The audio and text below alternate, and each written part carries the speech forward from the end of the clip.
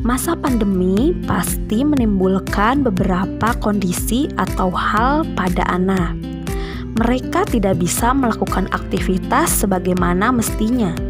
Tentulah mereka akan merasa sedih, murung, tidak dapat bermain dengan teman-temannya karena tidak bisa sekolah seperti pada umumnya.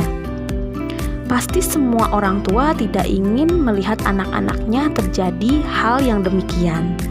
Jadi, apakah yang sudah kita lakukan bersama anak kita untuk mengisi kegiatannya?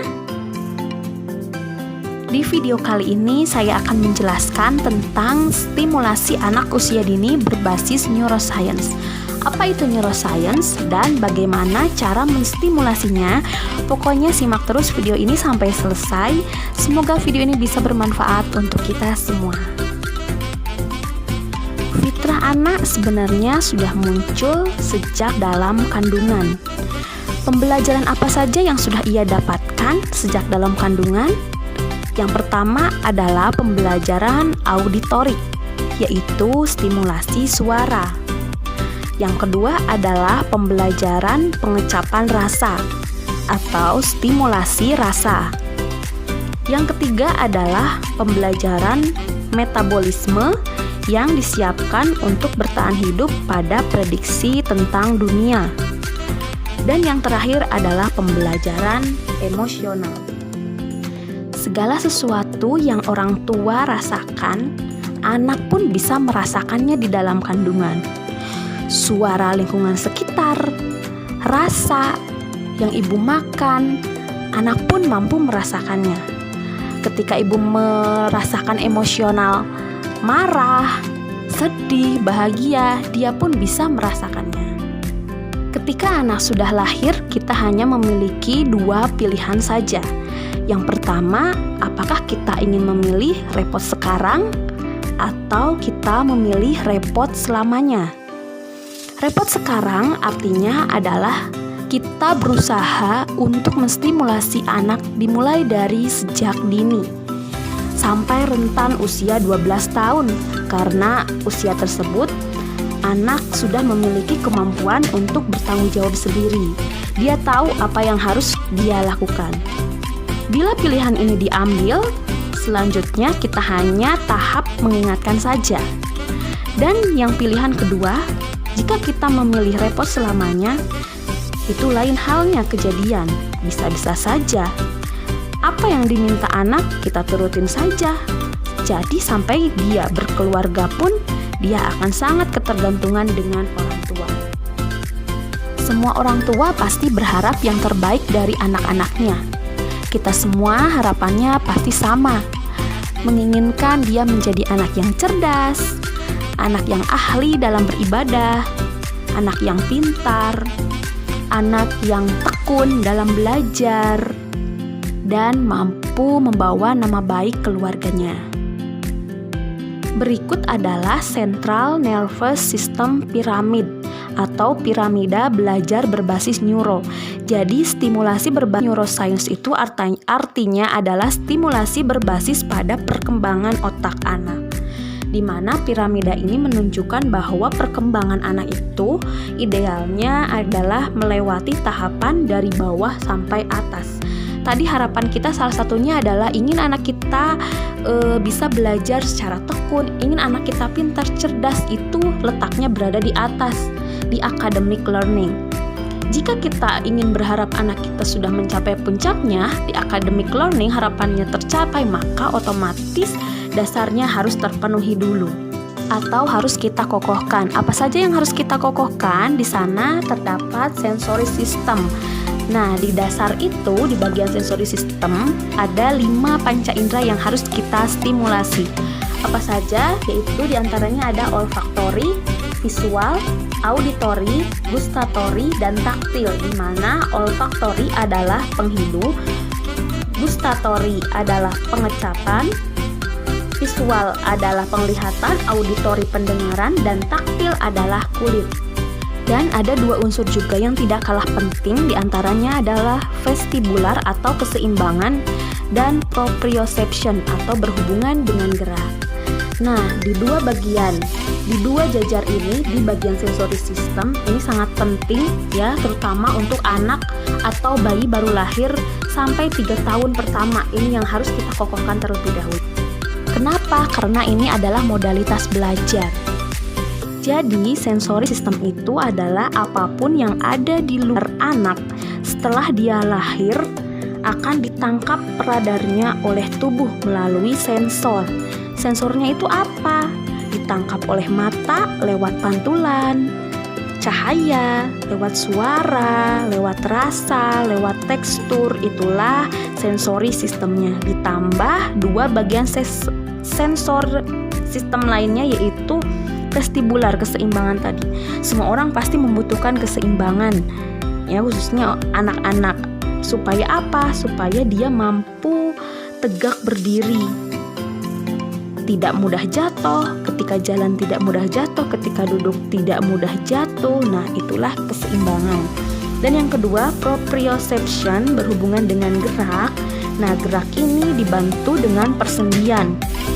Maka untuk anak usia 0-3 tahun, pastikan dulu bagian sensory system ini harus setara. Tidak ada masalah, harus dipastikan dulu tidak ada masalah. Ketika tidak ada masalah, nah tugas kita selanjutnya adalah kita perlu membantu mereka untuk memperbanyak stimulasi. Misalnya bagaimana cara kita menstimulasi olfaktori. Misalnya ketika kita menstimulasi dengan aroma, anak bisa membedakan aroma tersebut. Gustatori, pengecapan, ketika kita menstimulasinya rasa, dengan rasa anak bisa membedakan beberapa rasa dari makanan misalnya.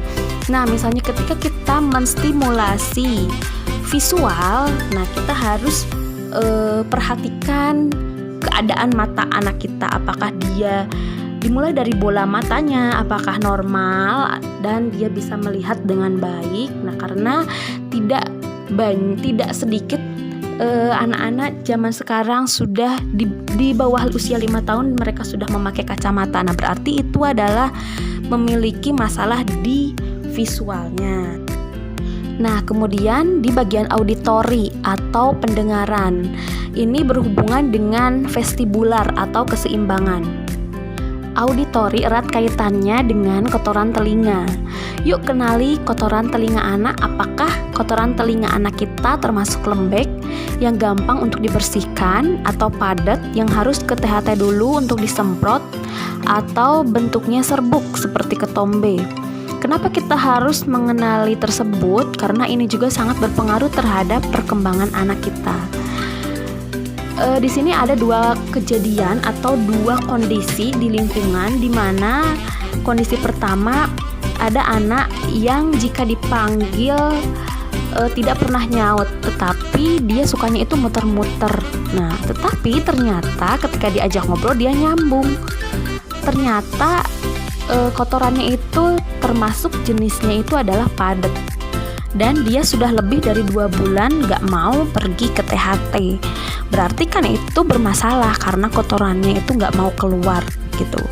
Dan kejadian atau kondisi yang kedua itu dimana ada anak yang tidak mau nengok saat dipanggil, tetapi saat kita tepuk bahunya atau kita pegang tangannya, nah kulitnya, dia baru ngeh, oh aku dipanggil nih gitu. Oke, berarti ini memang kebutuhan taktil dia itu lebih banyak. Dan ini yang perlu kita ketahui terhadap anak-anak kita sebenarnya. Kita naik ya 1 baris ke atas. Di situ ada motor planning, di mana motor planning ini adalah bagaimana cara anak mengendalikan gerak tubuhnya. Misalnya ada satu anak yang ingin berlari ke sana gitu. Dia bingung apakah aku harus berlari cepat atau pelan. Ketika kita menemukan suatu anak yang berlari misalnya kemudian dia sering jatuh gitu, berdiri saja dia sering jatuh, berarti dia adalah memiliki masalah di bagian vestibular dan proprioceptionnya gitu. Jadi dia tidak memiliki keseimbangan atau pergerakan untuk mengendalikan dirinya, bagaimana dia berdiri, bagaimana dia berlari. Kemudian di situ ada awareness of 2 sides of body, di mana anak mengenal 2 sisi di dalam tubuhnya, itu ada kanan dan kiri gitu. Anak tidak paham ketika kita bilang kepada mereka, kita berkata, jika kita ingin memberi kepada orang lain, silahkan untuk menggunakan tangan yang manis. Nah, menggunakan tangan yang manis, bicaralah sesuai dengan konsepnya ya. Ke tangan manis itu berarti tangan kanan. Kalau tangan kanan ya bicara dengan tangan kanan, bukan tangan manis.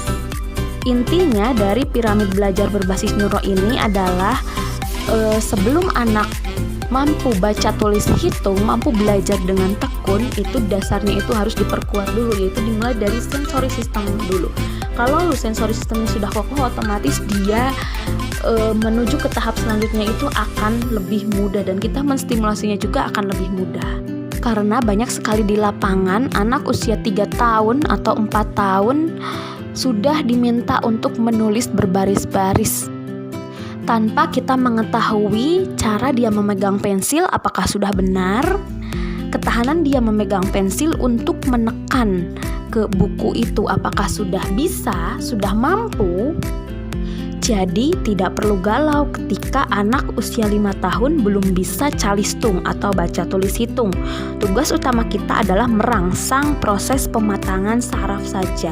Apa saja yang harus kita tingkatkan atau stimulasi tadi, dari mulai sensori sistem itu, kelima panca indera, dan kedua unsur lainnya tadi. Apakah proses kelahiran anak sangat mempengaruhi terhadap percepatan atau perlambatan belajar? Anak yang lahir normal cenderung lebih cepat dalam percepatan belajarnya, tetapi harus dengan stimulasi yang benar pula. Karena anak yang lahir normal melalui proses gerak optimal ketika melahirkan. Dan anak yang lahir dengan sesar cenderung lebih lambat dalam percepatan belajarnya. Tapi belum tentu juga jika stimulasinya benar. Karena anak yang sesar adalah anak yang lahir tanpa usaha. Jadi dia tidak mengalami proses menyundul dan tidak mengalami pemutaran badannya. Jadi orang tua biasanya harus lebih ekstra untuk menstimulus aspek perkembangannya. Tahapan perkembangan anak juga itu sangat penting. Misalnya, anak itu harus melewati beberapa tahapan, diantaranya misalnya dengan merangkak, duduk, berdiri, dan lain-lainnya. Mulailah menstimulasi neurofungsionalnya atau menstimulasi fungsi otaknya dimulai dari usia 0 sampai 24 bulan, yaitu dimulai dari wajahnya. Kenapa? Karena banyak sekali sensori di bagian wajah kita ya, di bagian kepala, yaitu ada mata, visual, kemudian hidung, telinga, mulut. Karena ternyata ada beberapa masalah yang terjadi pada anak-anak di lingkungan sekitar kita. Di antaranya adalah wajah yang tanpa ekspresi, senyum yang tegang, pertumbuhan gigi terhambat, saluran air mata kering, dan kesulitan bicara. Bagaimana cara mengatasi masalah tersebut? Salah satunya yaitu dengan dilakukannya pijatan-pijatan. Pijatan-pijatan itu banyak sekali maksudnya berhubungan dengan kematangan belajar anak, supaya aliran darah, otot-otot maupun persendian anak dapat berfungsi secara optimal. Bisa dimulai dengan pijatan dahi. Pijatan ini bisa meningkatkan emosi menjadi lebih positif, bisa menjadi lebih tenang, seperti itu. Ketika anak kita pijat, ajaklah dia untuk berinteraksi, berikan kata-kata positif kepada anak kita. Untuk selanjutnya yaitu pijatan alis. Pijatlah tepat di bagian alis anak. Ketiga yaitu pijatan kelopak mata. Pijatan ini dapat membantu menguatkan otot mata, dapat meningkatkan fungsi dari visual anak-anak kita. Pijatlah secara melingkar mulai dari bawah mata, kemudian tepat di kelopak matanya. Untuk yang keempat adalah pijatan di hidung. Pijatlah di area hidung, kemudian dari bagian dagu tarik ke ujung telinga. Pijatan ini dapat membantu otot-otot bicara untuk kemampuan bicara anak. Untuk selanjutnya yaitu pijatan dada. Di Di bagian dada terdapat 2 tulang besar, ya. Di daerah situ ada yang dinamakan kelenjar yang kita sebut dengan thymus. Thymus adalah kelenjar yang berfungsi untuk membangun stimulus sebagai antibodi. Ada hubungannya dengan kelenjar getah bening. Anak-anak yang sering mendapatkan stimulasi atau rangsangan di bagian dada dimulai dari kecil maka akan membentuk antibodi. Jadi anak-anak akan tidak mudah sakit, tidak mudah demam. Antibodinya benar-benar terjaga. Ada satu pijatan yang mungkin semua bunda pasti tahu, yaitu pijatan I love you. Nah, seperti yang berada di gambar, pijatan ini benar-benar sangat cocok untuk anak-anak dan sangat bermanfaat, di mana pijatan yang membentuk huruf I atau I itu dimulai dari pijatan atas dada sampai perut. Ya, kemudian love membentuk simbol love dari dada bagian kanan dan bagian kiri secara bersamaan membentuk love. Dan huruf U terbalik ini berfungsi untuk melancarkan pencernaan tubuh anak kita. Untuk pijatan perut sudah kita jelaskan tadi dengan pijatan I love you. Nah, sekarang di bagian palmar. Semua orang tua pasti menginginkan anaknya untuk cepat bisa menulis. Nah, di bagian inilah yang harus paling pertama dikuatkan dulu. Apa itu? Bagian mana itu bagian palmar itu? Bagian palmar itu yaitu dari bahu, pertemuan dengan leher sampai pertemuan lengan hingga ujung jari. Dan berilah kesempatan mereka untuk bergerak, memegang, melempar, menangkap, mengayunkan. Untuk apa semua kegiatan itu kita lakukan? Yaitu untuk memperkuat dia supaya kuat bisa pegang alat tulis dalam jangka panjang. Bahu dan lengan akan menahan jari untuk menulis, jadi nanti tulisannya bisa bagus. Karena banyak sekali di lapangan ada beberapa anak yang jika menulis di mejanya itu bisa sampai bergetar. Atau ketika menulis di buku, bukunya itu harus dimiringkan dulu supaya dia bisa fokus untuk menulis. Kenapa hal itu terjadi? Karena kekuatan ototnya itu belum siap atau belum terstimulus secara optimal. Tanda refleksnya tidak kuat karena dia mendapatkan tanggung jawab di awal. Alah, yang penting dia bisa nulis, alah yang penting dia mau menulis gitu. Sehingga anak tersebut gampanglah lelah. Jika hal ini terjadi secara berkelanjutan, bisa saja nanti dampaknya lebih lagi. Misalnya, dia akan mengalami kebosanan menulis. Selain itu juga, nanti ketika di kelas 4, kelas 5, tulisannya juga pasti akan berantakan. Karena dia sudah lelah duluan. Jadi, Bapak, Ibu, Bunda, jangan khawatir. Bila anak kita umur 5 atau 6 tahun kok nulisnya masih berantakan, gak apa-apa, biarin saja dulu. Semua berproses, kuatin aja dulu. Karena seiring berjalannya waktu, tulisannya akan bagus dengan sendirinya. Nah, kalau yang ini khusus jari, penguatan jari. Contoh kegiatannya adalah misalnya dengan belajar makan sendiri. Biarkan anak belajar memegang sendok, garpu, atau alat-alat makan lainnya. Takut tercecer? Gak apa-apa, karena itu awal dia melatih kekuatan otot tangannya. Setelah usia 3 tahun, tahapannya sudah bukan menggenggam lagi. Jika anak usia 3 tahun atau lebih refleksnya masih menggenggam, berarti penguatan atau stimulus di usia sebelumnya masih belum maksimal.